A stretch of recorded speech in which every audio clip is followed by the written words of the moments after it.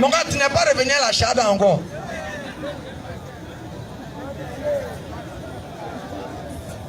Bonsoir. Bonsoir Dieu. Que le Seigneur vous bénisse. Seigneur Dieu. Et le Seigneur Jésus qui vous bénisse. Seigneur de quoi? Jésus. Un petit S. Qui vous bénisse. Dites Amen. Non, Jésus va me bénir pourquoi? Non mais c'est un prophète, non? Oui. Donc il dit que le prophète non du prophète. Non, faut dire que Jésus te bénisse. Mais dis que le Seigneur Jésus te bénisse. En tant que quel Seigneur? Faut répondre. Non, même si tu me dis que Jésus te bénisse, je peux accepter parce qu'un prophète fait des bénédictions pour les gens. Mais si tu dis que Jésus te bénisse en tant que Dieu là, je ne prends pas ça. Non mais j'ai dit que Jésus te bénisse. Ah, Donc dis Amen d'abord. Amen. Voilà. Voilà. Maintenant j'aimerais vous poser une question. Voilà. Vous avez parlé tout à l'heure du Coran. Voilà. Vous avez donné quelques versets coraniques. Voilà. Mais j'aimerais savoir combien de livres ont été révélés. Le Coran mentionne environ quelque chose de 5 ou 26. Je prends, premier point. Oui. Le Coran parle des feuillets d'Abraham. C'est-à-dire Abraham avait une sorte de feuillet, lui. Le Coran parle de la Torah de Moïse. Le Coran parle de l'évangile de Jésus. Le Coran parle de quoi? Du Zabour, de choses. David. Donc bon, je peux dire environ 4. C'est ce que le Coran mentionne. Mais genre, les autres que vous avez, ça le Coran ne mentionne pas. Il y a quelque chose que tu as oublié. Et l'évangile que vous appelez Injil. Oui, j'ai cité ça. Le Coran, l'évangile de Jésus, Psaume de David, la Torah de Moïse, feuillet d'Abraham. Donc tu crois à l'évangile. Donc si je te donne un verset biblique dans l'évangile. Vas-y. Est-ce que tu crois comme ça? On reprend bien la chose. Tu dis je crois en les évangiles ou bien l'évangile? L'évangile. Est-ce que dans la Bible il y a l'évangile ou bien il y a les évangiles? Non, l'évangile, il n'y a pas de l'évangile. Non, il faut être honnête. Dans la Bible, il y a l'évangile ou bien les évangiles? Il n'y a pas de l'évangile. Mais est-ce que dans la Bible, il y a l'évangile ou bien les évangiles? Non, je ne veux pas dire les évangiles. Il n'y a pas de l'évangile de Jésus. Il y a l'évangile de Jésus dans la Bible. Oui, il n'y a pas d'évangile. Il y a l'évangile de Jésus dans la Bible. Tout compte fait, je parle de l'évangile. Ok. Je parle de l'évangile. Il n'y a pas de problème. Vas-y, je te concède ça. Voilà, donc, dans le verset. On va lire un verset. Vas-y. Voilà, donc tu prends Jean 10, verset 30. Super. Et tu vas me donner une interprétation de ce que... Voilà. Moi et le Père, nous sommes... Il va prendre lui. Voilà, donc... Oui, va vers lui, va vers lui. 10, verset 30. Va vers lui. Non, Christian Folie.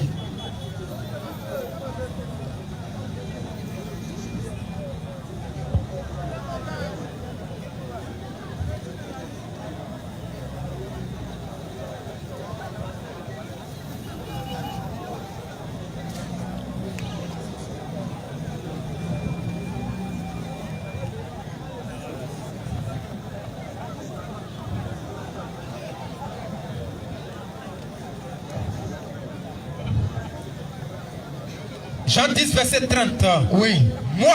Moi et le Père, nous sommes un. Alors les Juifs prient de nouveau des pierres pour le lapider. Ça continue. Jésus leur dit, oui.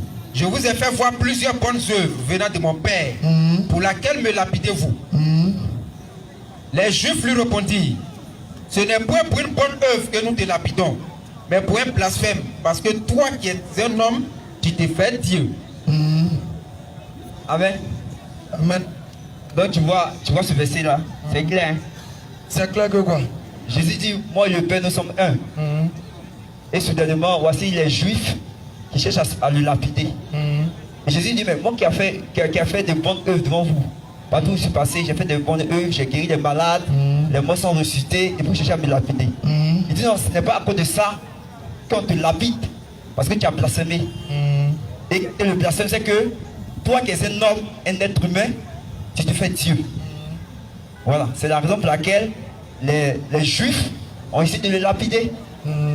Donc tu vois, maintenant aujourd'hui, Moi, il dépend de Jésus. Donc tu vois, et puis tu dis non que tu crois à l'évangile. Est-ce que tu crois que non, Jésus est Dieu? C'est le passage que tu veux qu'on gère. Oui, on va Tu vois? Ok. Va ça. Tu vas comprendre ça facilement. Quand les Juifs pensaient comme toi, là, qu'il s'est fait Dieu, là, je vous dis, voici quelque chose que j'ai donné à tous les musulmans en même temps. Il n'y a pas un seul verset dans la Bible où Jésus donnait l'impression d'être Dieu sans qu'il n'ait expliqué. Il n'y a pas.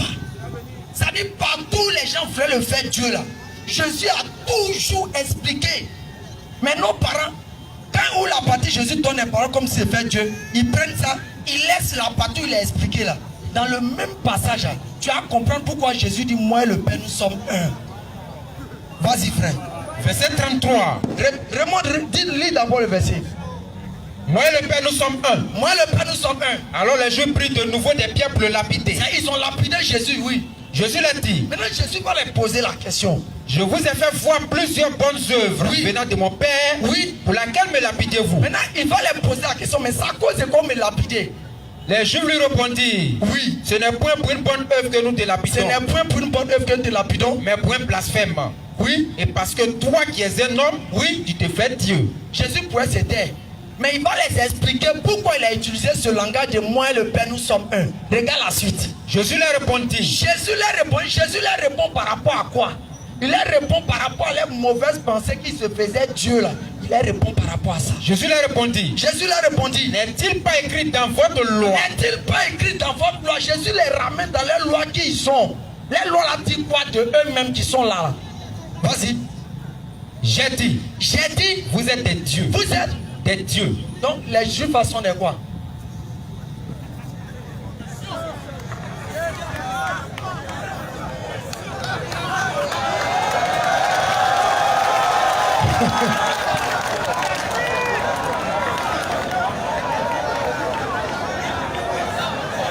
Donc tu vois, si, regarde, si. Donc, quand il est là, dit non, vous êtes des dieux là. C'est dans quel contexte ils sont des dieux?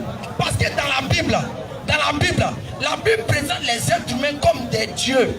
Mais pas des dieux, pas le Dieu créateur des cieux et de la terre. La Bible présente les hommes comme des dieux. C'est pour ça qu'il a dit quoi? N'est-il pas écrit dans vos lois, c'est dans l'Ancien Testament, que vous qui êtes là, vous êtes des dieux? Psaume 82, verset 6. Maintenant, quand Jésus va dire que vous êtes des dieux là, Jésus va les faire comprendre pourquoi lui il doit s'attribuer même ce rang de moi et nous sommes un là. Parce que c'est eux seulement qui sont des humains, qui sont des simples hommes. On dit qu'ils sont des dieux.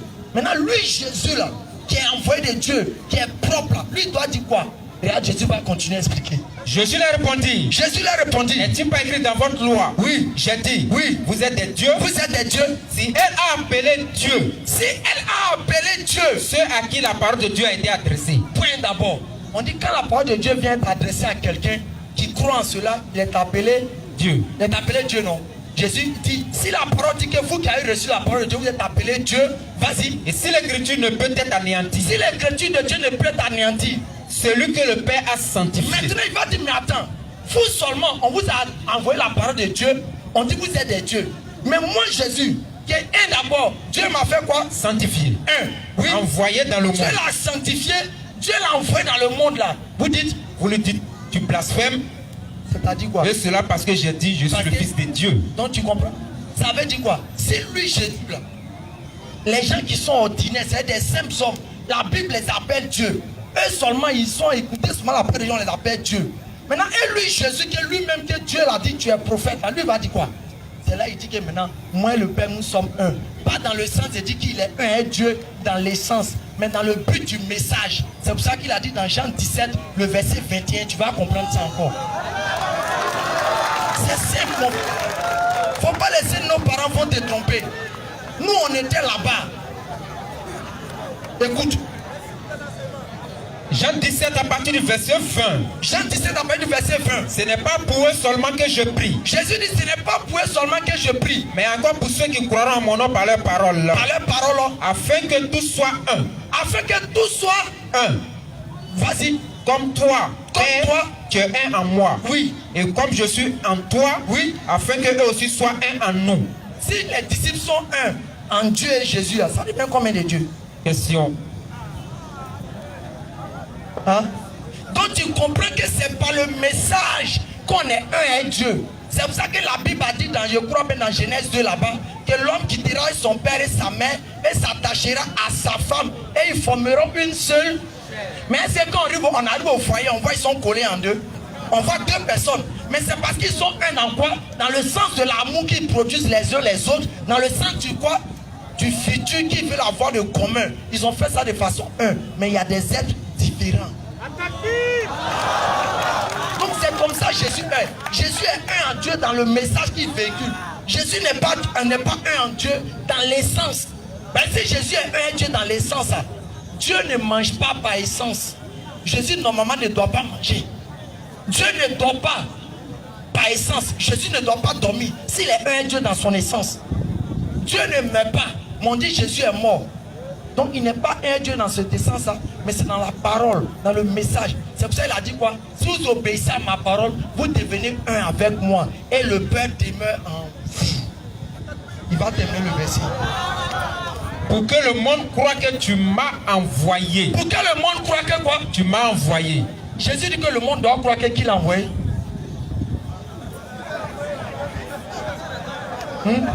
Jésus dit quoi? Pour que le monde croie que quoi? Verset 21-22. Que le monde croit que tu m'as envoyé. Pour que le monde croie que quoi? Tu m'as envoyé. Donc on doit croire quoi? Jésus dit on doit croire quoi? Que Dieu l'a envoyé. Que Dieu l'a envoyé. Celui que Dieu envoie, il est Dieu. Donc tu vois, dois croire, le monde là, le monde doit croire que Dieu a envoyé Jésus et puis ils sont dans la vérité. Mais que vous ne croyez pas que Dieu a envoyé Jésus et que vous dites que c'est lui-même qui est Dieu là, vous n'êtes pas Jésus même si vous chantez son nom. Bon, j'aimerais... Frère, il faut venir à la maison. Écoute, attends. Viens à la maison, viens à la maison. Attends. J'aimerais savoir si le prophète Mahomet, Oui, vous dites que c'est le dernier prophète. vas-y frère.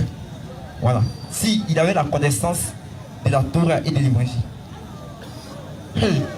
C'est ça, mais il avait même qu'il a mélangé les chrétiens de cette époque là. Je demande s'il avait la connaissance de la Torah et de l'évangile. Oui. Dans quel sens même d'abord même? Quand tu as la connaissance de la Torah et de l'évangile. Oui, quand je parle de la connaissance de la Torah et de l'évangile, parce que quand on lit le Coran, hein, il y a des parties où il parle de Jésus, qu'il ne se dit pas de l'évangile. Oui. Tu sais pourquoi? Donc tu vois, c'est ça, il dit, est-ce qu'il avait la connaissance? Parce que toi tu viens après, et que tu as la connaissance de la Torah et de l'évangile, tu dois au moins suivre ces traces-là pour dire voici comme ça. Parce qu'il y a des points où Mahomet, franchement dit, je ne sais pas, il y a des points où, donc tu vois, c'est dans la résurrection de Jésus. Oui. Nous les chrétiens, on croit à la résurrection de Jésus. Peut-être le Coran ne fait pas mention de ça, parce qu'ils ont dit, ils n'ont ni tué, hein, Ni crucifié. Ni crucifié. Donc tu vois, que celui qui fait ça, il est parmi des mécréants. Donc tu vois, or nous croyons à la résurrection de Jésus. Donc là, il va dire que simplement que, comment on appelle, le prophète Mahomet n'est pas connaissant de ça. Donc tu vois, c'est une grande erreur pour quelqu'un qui se dit qu'il est un prophète. Ok, on va aller simple. Voilà, ok, il n'y a pas de souci. Est-ce que les Juifs croient en ça? À la résurrection de Jésus, est-ce que les Juifs croient en ça? Les Juifs, ceux qui ont reçu la Torah, ils croient en ça. Les Juifs croient en ça. Quels? Ceux qui ont la loi de Moïse. Non, effectivement, ils ont la loi de Moïse. Mais ils ne nient pas le fait que Jésus ne soit crucifié sur la croix. Ils ne nient pas ça. Est-ce qu'ils croient en sa résurrection? Parce que vous croyez en ça pour avoir le paradis. Oui. Est-ce que les Juifs croient en ça pour aller au paradis? Non, ils ne croient pas. Pourquoi? Mais ils savent que Jésus est ressuscité. Non. Pourquoi ils ne croient pas en ça? Pourquoi ils ne croient pas en ça? Ça cause de l'incrédulité. C'est pas à cause de l'incrédulité. Parce que quoi? C'est une histoire qui ne tient pas la route. La crucifixion là, ça n'a pas commencé à Jésus. Elle a commencé depuis l'Empire chose aux Perses. C'était les Perses qui pratiquaient la crucifixion. Et tu comprends. Et puis c'est une œuvre païenne. C'est les païens qui utilisaient ça pour faire quoi? Pour punir les coupables. Et c'est là que ça a émergé au fur et à mesure. À l'époque là, quand on crucifiait quelqu'un là, c'était ses deux mains. On mettait comme ça, on accrochait, on attachait. C'était pas comme ça. Au début là, c'était ses deux mains qu'on mettait en haut. Après maintenant là, ça on te mettait comme ça. Soit maintenant, après maintenant, ça a changé, c'est devenu deux bras. Donc la crucifixion même dans son ensemble a suivi des étapes d'emplacement. Mais maintenant, nous, il y a une question qu'on veut poser aux chrétiens. Quand Jésus a été crucifié là, c'est dans sa paume ils ont mis les pointes là, ou bien c'est dans le creux ici de son bras?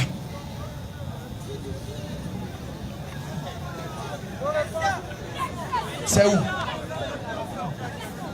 Ils ont mis ça ici. Ils ont mis ça où? Où? Sa paume ou bien ici?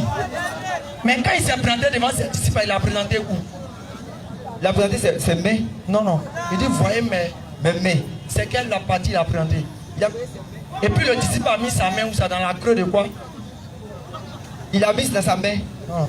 Sa main, il a mis dans quelle partie sa main? Non, il a monté ses... Oui, quand il a mis dans sa main, il a montré ses mains là. Le disciple a mis ses doigts là où? Non, prends, il a mis ses doigts là où? Dans sa main. Dans le creux, non? Oui. Mais toi tu dis c'est figué.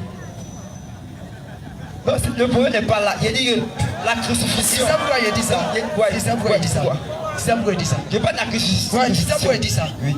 La Bible déjà n'a jamais dit exactement comment Jésus a été crucifié exactement. Tu sais pourquoi? Si la Bible dit que Jésus a été crucifié dans la paume, ça ne tient pas la route. Parce qu'un corps qu'on met sur la croix, qu'on crucifie par la paume, là, le corps ne peut même pas faire 30 secondes. Ça va se détacher. L'os, ça va se casser, puis ça va tomber immédiatement. Donc quand les chrétiens ont su que si les gens vont savoir cette méthode, qu'est-ce qu'ils ont fait? Ils disent quand Jésus a été crucifié, puis ils ont piqué dans sa paume, ils ont mis une petite planche en bas de lui. Pour résoudre le problème de quoi? Du fait que s'il a été crucifié sans un tombé là, c'est qu'ils ont mis un petit bois en bas de lui. Alors que quand on regarde même cette scène, ça ne tient pas la route. Puisque déjà on dit que ces deux pieds ça a été croisé et puis ils sont baissés. Maintenant le Coran dit, oui, ils ont fait un faux semblant. Mais c'est-à-dire que je t'explique bien. Ouais, un faux semblant. Il faut comprendre que quoi? Quand le Coran utilise ce thème-là, quand le Coran dit un faux semblant, le texte coranique n'a jamais dit que c'est quelqu'un ils sont pour vous remplacer à la place de Jésus. Jamais. Voilà kin shubi halaou. Allah dit quoi? Ça leur a semblé, ça leur a apparu. C'est comme souvent tu attends que quelqu'un a fait un grave accident. Toute voiture est broyée. Et puis tu dis, hey, il est mort. Selon toi, la personne est décédée. Après, on fait que quoi? Après, on vient te montrer la personne assise, un peu blessée légèrement. Donc, quand tu auras vu ça, t'a apparu quoi? Il était mort, alors qu'il n'était pas. C'est comme ça le texte du Coran parle. Sinon, le Coran n'a pas dit que c'était quelqu'un qu'ils ont pris pour mettre à la place de Jésus. Maintenant, quand tu vas dans les tafsirs, c'est là certains savants maintenant font des approches pour dire si ça leur a semblé ça là, comment on peut comprendre et puis réconcilier ça avec certains enseignements qu'on peut retrouver dans la Torah? Dans la Torah, elle dit quoi? La Torah dit ceux qui avaient manigancé contre Jésus, c'est Dieu même qui les a pris à la place de Jésus. C'est en cela qu'il y a un tafsir qui présente que quoi? C'est une autre personne qui est à la place de Jésus. Mais sinon, le texte coranique ne dit jamais, au grand jamais, que c'est quelqu'un d'autre qui a été chose à la place de Jésus. Il faut que tu comprennes ça. On dit ça leur a apparu, ça leur a semblé qu'ils l'ont crucifié alors qu'ils ne l'ont pas fait. Le Coran est clair dessus. Et le Coran est précis pour dire quoi? Tous ceux qui vont discuter à ce sujet-là, ils vont toujours parler de façon mélangée parce que personne n'a la certitude dessus. Mais Dieu dit, puisqu'on n'a pas la certitude, mais vous devez être rassurés qu'ils ne l'ont ni tué, ni crucifié.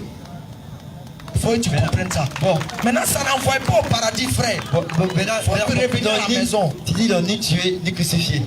Maintenant, comment ça veut dire qu'aujourd'hui, la tombe de Jésus est intacte? Il y a deux tombes en Israël. La tombe de Jésus est intacte. Il y a deux. Il y a deux tombes en Israël. Il y a pour les catholiques, il y a pour les protestants. D'infla. Maintenant, bon. Non, on prend qui? Les catholiques sont dans pour eux. Les protestants sont dans pour eux. Donc Jésus est mort deux fois. Non, Jésus n'est jamais. Mais pourquoi il y a deux tombes? Actuellement en Israël, il y a deux. D'infla. Comment il y a deux? Donc tu n'es pas au courant. Il y a deux flats. Je suis pas sûr. Tu n'es pas sûr. Bon, tu dis à c'est un deux. devoir Donc, s'il y a deux, bon, écoute, s'il y a deux, non. Tu dis à deux. Mais est-ce que les corps sont dans cette tombe-là? Si. Donc, s'il y a deux, c'est que certainement des personnes ont été enterrées. Donc, en principe, là, leur corps doit rester dedans ou bien va avoir peut-être des certitudes. Donc il dit que c'est pas obligé. On a vu des gens qu'on a enterrés, puis ils sont venus les déterrer. Et puis la tombe est restée. Non. Je ne peux pas dire ça. Laisse-moi parler. Oui. Pour te dire que il ne faut pas penser parce qu'on parle de tombe, ça veut dire forcément qu'un corps doit être là-bas ou bien un corps ne doit pas être là-bas. La personne peut être, on peut faire le cimetière, la tombe pour lui. Et puis après, peut-être les gens vont venir déplacer son corps ou bien l'enlever. Mais je te précise, frère. Écoute, mais quand ma mère est morte, ils l'ont enterré, non? Oui. Ils l'ont enterré. Oui. Maintenant, jusqu'à présent, le lieu où ils l'ont enterré, c'est une date, non? Sa tombe est là. Sa tombe est là, non? Oui. Mais et la tombe de Jésus?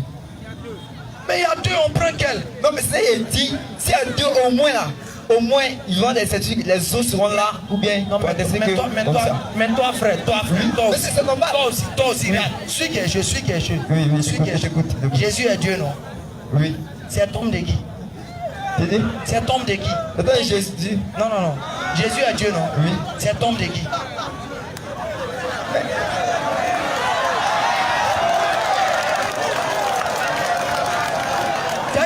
Ça tient pas, mon frère. Mais tu ne veux pas comprendre.